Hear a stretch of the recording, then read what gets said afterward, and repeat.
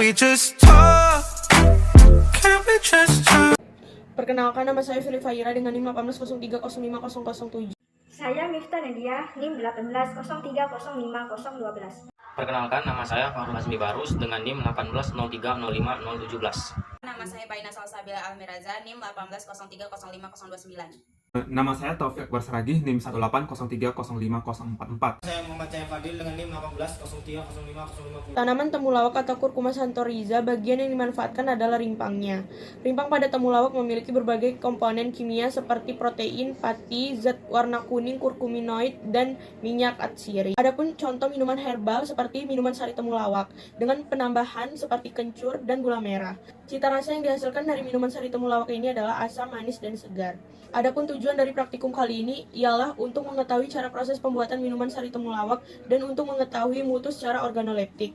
Adapun alat dan bahan yang digunakannya itu, yang pertama bahan yang digunakan dalam praktikum ini adalah temulawak, asam jawa tanpa biji, kencur, jinten, air, gula aren, daun pandan, dan kayu manis. Alat yang digunakan pada praktikum ini adalah pisau stainless steel, gelas kaca, piring, panci perebusan, blender, sendok, saringan, sendok pengaduk, talenan, dan kompor. Adapun prosedur praktikum yaitu dipersiapkan alat dan bahan, kemudian dicuci temulawak dan kencur hingga bersih.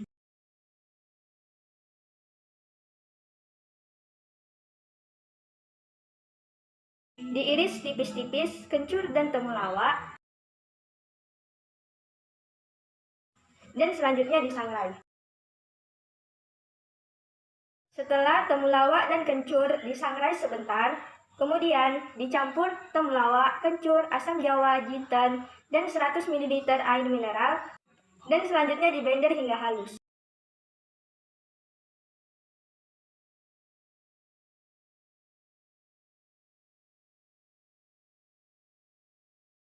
Selanjutnya, dididihkan air dengan gula, kayu manis, dan daun pandan.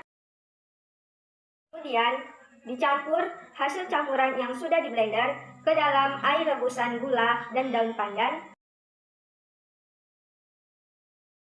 Setelah semua tercampur rata, kemudian disaring dan minuman sari temulawak siap disajikan hangat maupun dingin. Selanjutnya dilakukan uji organoleptik yang meliputi warna, aroma, rasa, dan viskositas. Adapun hasil praktikum pada percobaan pembuatan minuman sari temulawak yaitu berupa pengujian organoleptik meliputi parameter warna dengan nilai 55454 atau berada pada taraf sangat suka, parameter aroma yaitu 55555 atau berada di taraf sangat suka, parameter rasa yaitu 43544 atau berada di taraf suka, dan terakhir yaitu parameter viskositas yaitu dengan nilai 22223 atau berada di taraf tidak suka. Temulawak merupakan salah satu tanaman obat unggulan yang memiliki khasiat multifungsi. Rimpang induk temulawak berbentuk bulat seperti telur dan berwarna kuning tua atau coklat kemerahan di mana bagian dalamnya berwarna jingga kecoklatan.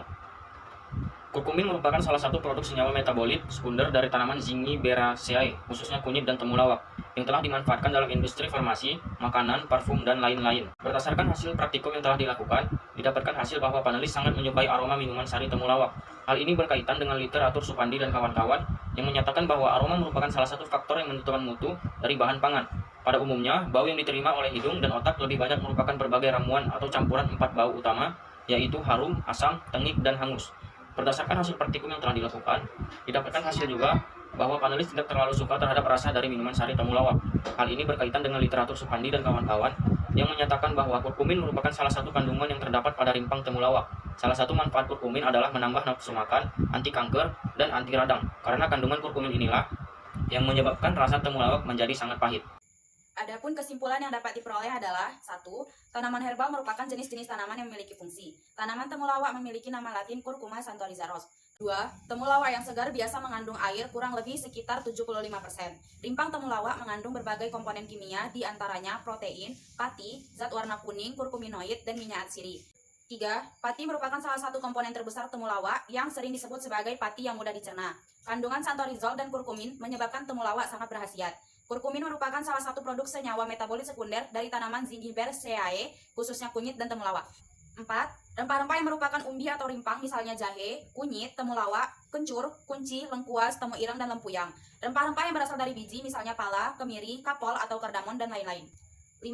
Kunyit dan temulawak berpotensi besar dalam farmakologi yaitu anti-inflamatori, anti-imunodefisiensi, antivirus atau virus flu burung, antibakteri, anti jamur, antioksidan, anti-karsinogenik, dan anti-infeksi. Kurkumin juga sama seperti senyawa lain seperti antibiotik, alkaloid, steroid, minyak atsiri, resin, fenol, dan lain-lain. 6. Tanaman obat dan aromatik dapat menghasilkan senyawa metabolit sekunder bernilai ekonomi tinggi. 7.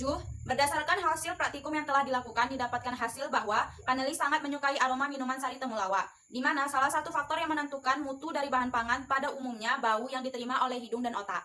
8. Berdasarkan hasil praktikum yang telah dilakukan, didapatkan hasil bahwa panelis tidak terlalu suka terhadap rasa dari minuman sari temulawak. Hal ini dikarenakan oleh kandungan kurkumin pada rimpang temulawak. Karena kandungan kurkumin inilah yang menyebabkan rasa temulawak menjadi pahit.